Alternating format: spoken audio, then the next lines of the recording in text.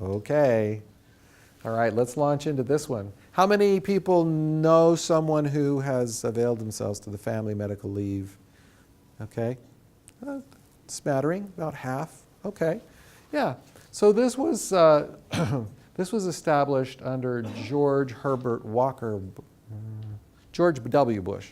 This was the younger George who signed this into law. Again, this was amended in 2009. It was a busy year, 2009, for amending laws. But so this is another law that has a good heart to it. But this one has a really it has a bigger impact on business operations than some of the other laws do, because this allows people to be away from their job. And if you remember Erin when she got pregnant, and I was worried because she's going to be the fifth person out of our staff of 10 who are going to be out for a block of time. And how are we going to get work done with only half of our workforce here? It's a real operational problem. But let's talk about what this law does do and what it doesn't do, so that when you get into a management role, you won't be quite as nervous or worried about what it will do, and you'll know a little bit more about what you can do. All right? This is designed to give workers assurance that they'll be able to keep their job and keep their benefits if they need to be gone for serious family matters. This is not talking about going to your daughter's third grade recital.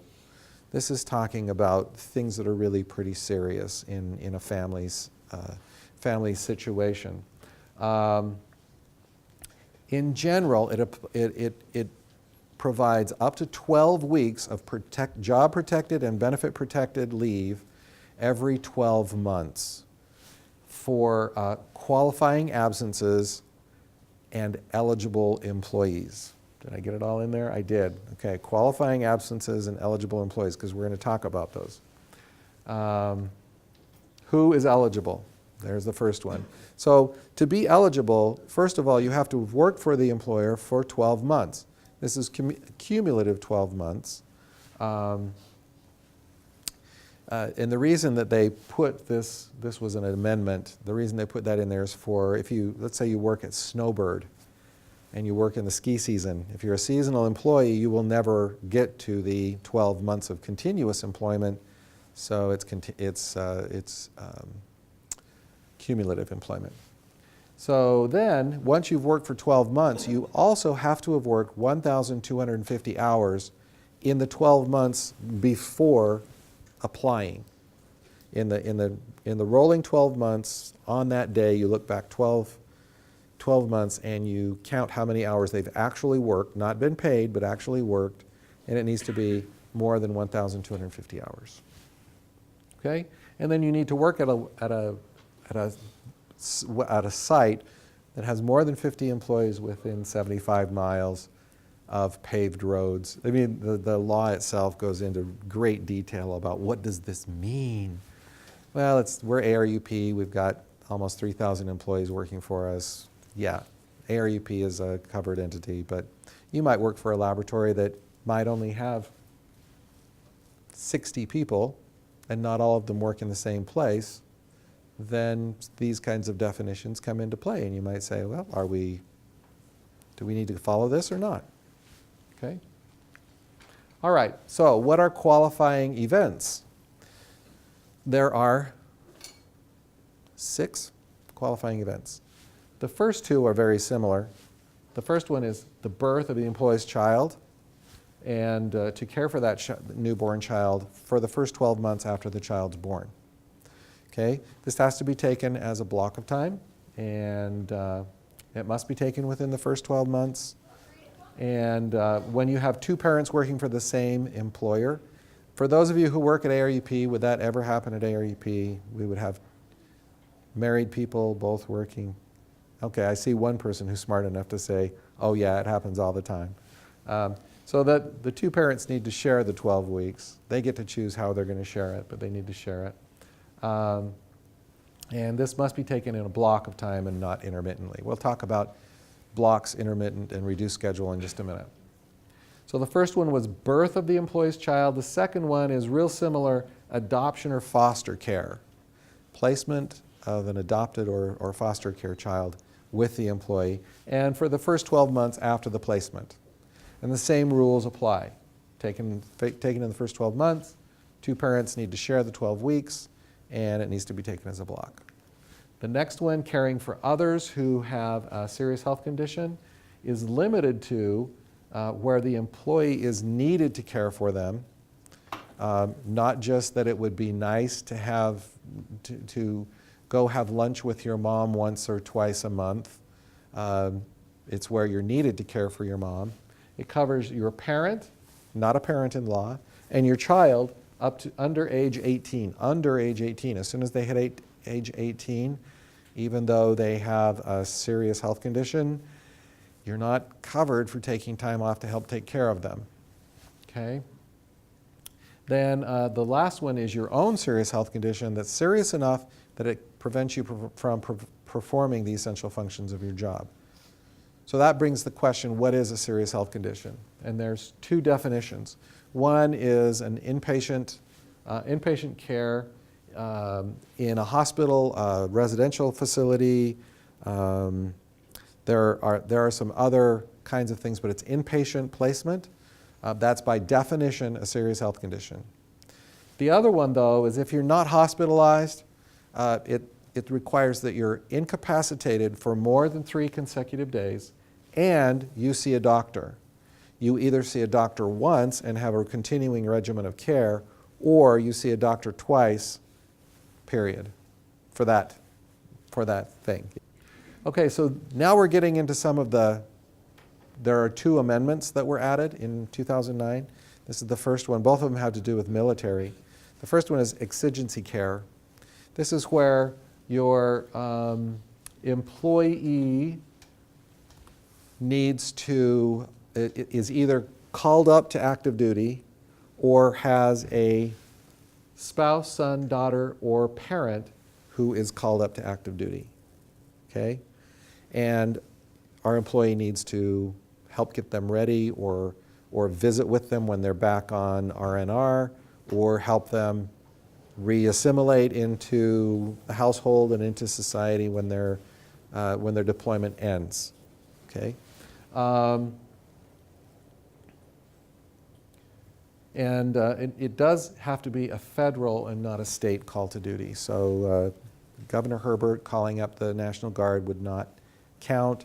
It would only be if President Obama made the call. So what would be an exigency? This would be, let's see, financial and legal arrangements.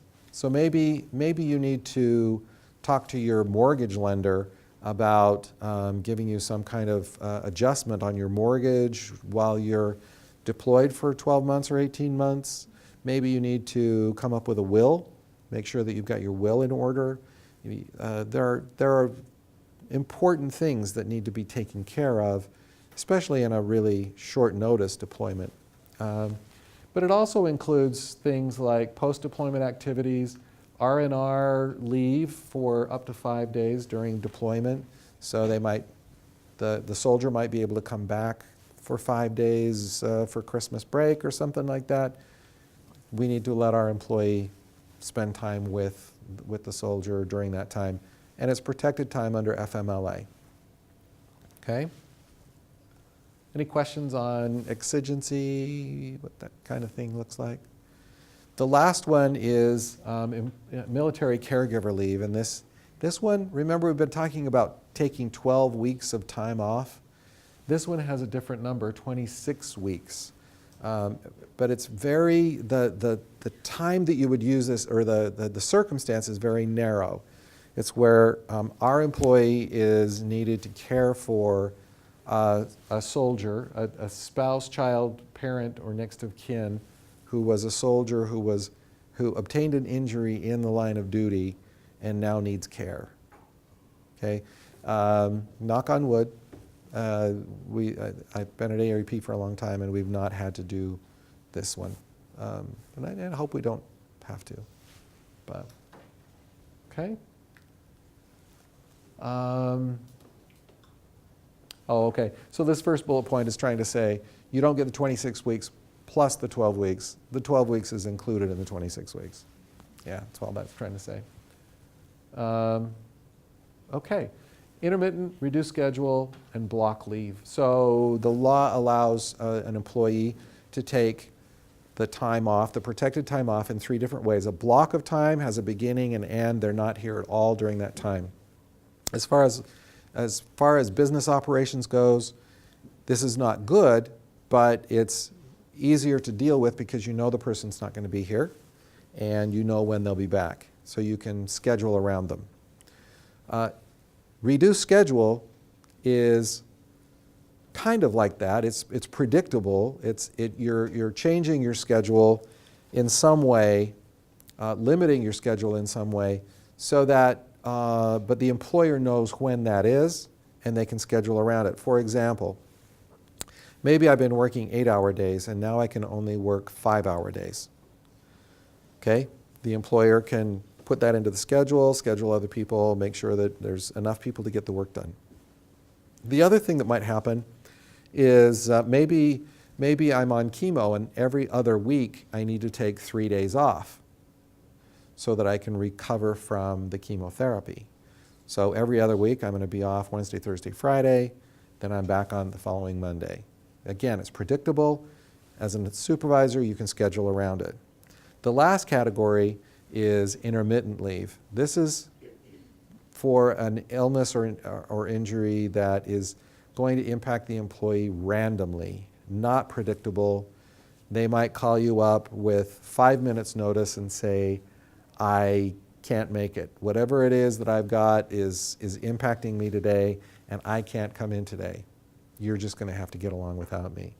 In that case, you can't schedule someone, and it's a lot harder to get your operations to work that way. So if you have someone who is in a critical position, let's say you have someone working the graveyard shift and they're the only one with that skill, then you can reassign them to a different shift where their absence would not have as great an impact and reassign someone else to work the graveyard shift. So yes, you can do that. But otherwise, if you had 2 people working the graveyard shift, that might be harder to do because you're not taking everyone out, you're just taking half your workforce out. And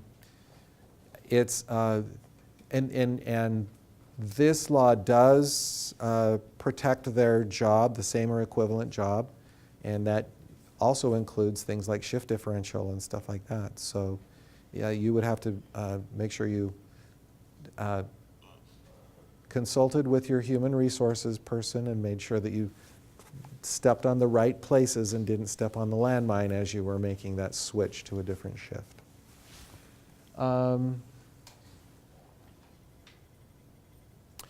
So at ARUP, the law allows you to do this, and ARUP avails itself to, and most employers probably do, but you have this, the doctor will certify, there's a certification that the doctor can fill out so that you can be assured that the employee isn't just making it up that, oh, I need to take every Friday off, right? Okay, especially during ski season. Here's one thing that we need to talk about. Because we have a doctor's certification, if the doctor puts limits on what the employee can do, then we have an obligation as an employer to follow those.